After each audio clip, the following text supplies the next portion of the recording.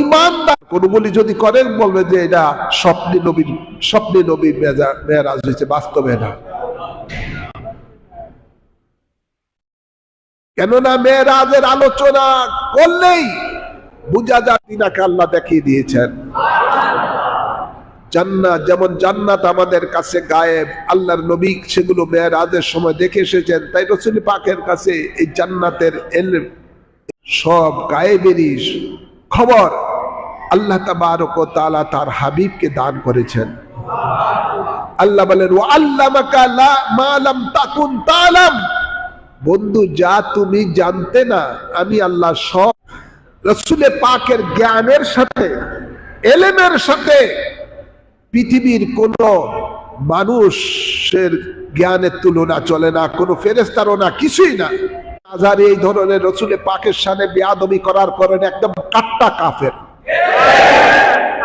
তার কুফরিয়তের ব্যাপারে কেউ যদি সন্দেহ করে সেও কাফের।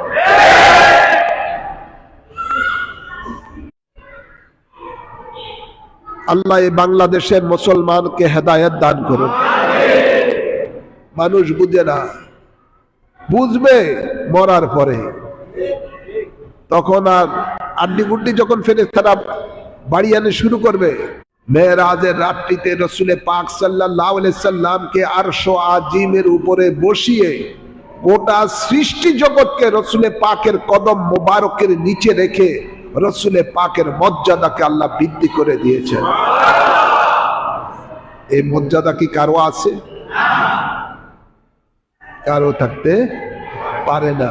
আর সেই নবীকে বলে 2 টাকার কর্মচারী, মালিকে কুল বানা দিয়া, ये सारे जहां या रसूल अल्लाह आपके कब्जे में है।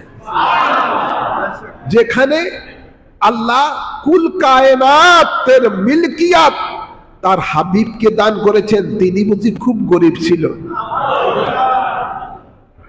হ্যাঁ, তিনি খুব গরিব।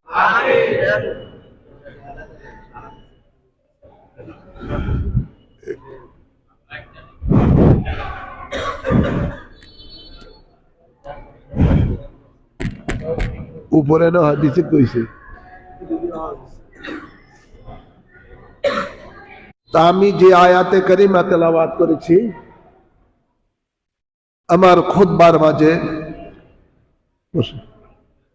আল্লাহ বলেন ইন্নাস সালাতা তানহা আনিল ফাহশাই ওয়াল মুনকার, নিশ্চয়ই নামাজ সকল পাপ কাজ। কিয়ামতের দিবসে সর্বপ্রথম নামাজের হিসাব নেবেন।